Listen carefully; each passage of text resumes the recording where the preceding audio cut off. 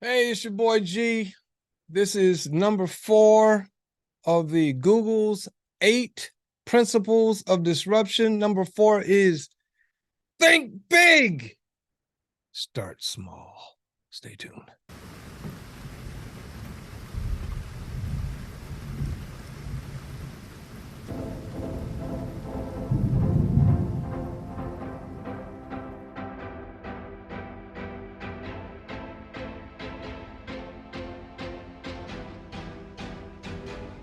Good morning. Again, don't forget to like, comment, subscribe. Click that notification bell so you know when we're coming. Guys, this has been an eventful day. If I look a little puffy, it's because I had to take my son Kingston to school today, first day of school. He's starting in the middle of the year because initially we were going to have him start school in the next after the summer, because we knew it was time for him to, step away from the private daycare he's been in since he was 4 months old and move into another, adventure in his life, right? But we wanted him to start small. So we kept him in the daycare. We went through preschool at the daycare. We went through kindergarten at the daycare. He's super smart. And we were going to go into Connections Academy and keep him there for a little while, maybe 2 or 3 years.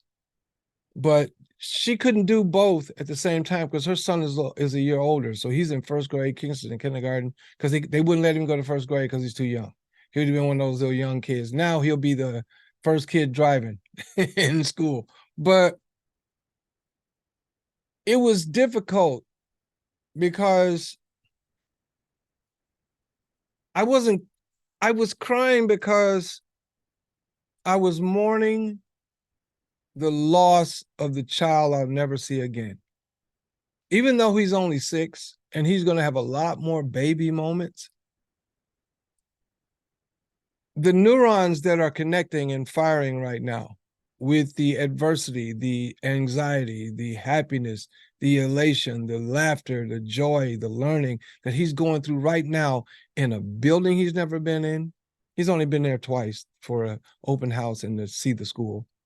A building he's only been in twice. Kids he's only seen once. Teacher he's only seen once, right? And a whole different approach to learning than he's been used to. That's a lot of neurological advancement happening all in one day.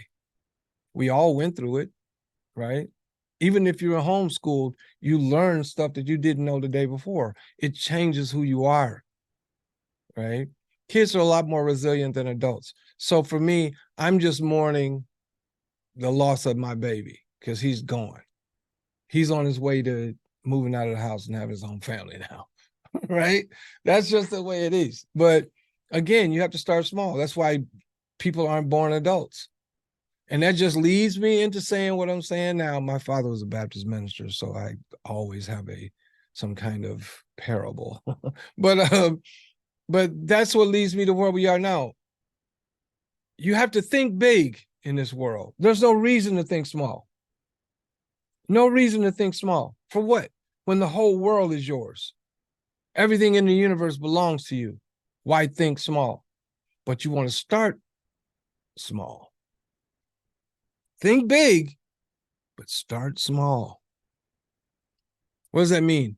Don't try to be at the top of the game day one. Do you think Amazon looked like it looks now when it first came out? Do you think Google was capable of doing all that it does now, day one? No, but they had a big idea. Big ideas like ZENYGE, massive ideas. And they're getting bigger every day. Trust me when I tell you this. But we started small. This company isn't even a full year old. It'll be a full year old by the 27th of December, this month. It'll be a year old. I got started with the company in January 12th of this year. We aren't even a year old. So we're still in beta. Even though we fully launched, we're still in beta because we're bringing on new products, new services, new verticals every day. Stuff comes in, stuff drops off. People get into that, well, what happened to, who cares?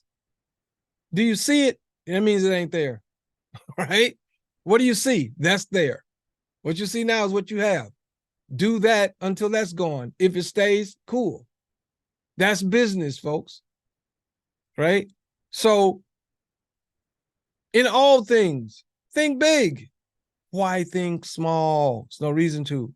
Think big, but start small. The problem with a lot of people, not just in business, but in the world itself, not only do we think big, we try to come out the gate big, right? We'll start a little restaurant and have every possible thing in the world on the menu day one. You can't do it. You can't sustain it. What happens if what you have on the menu doesn't work? So you have to think big, but start small. Think globally, but act locally. Does that make sense? I hope so. That's all I got, guys. That's all I got. Is the fourth principle of Google's 8 principles of disruption. ZENYGE is disruptive. And you'll be shown that in due course.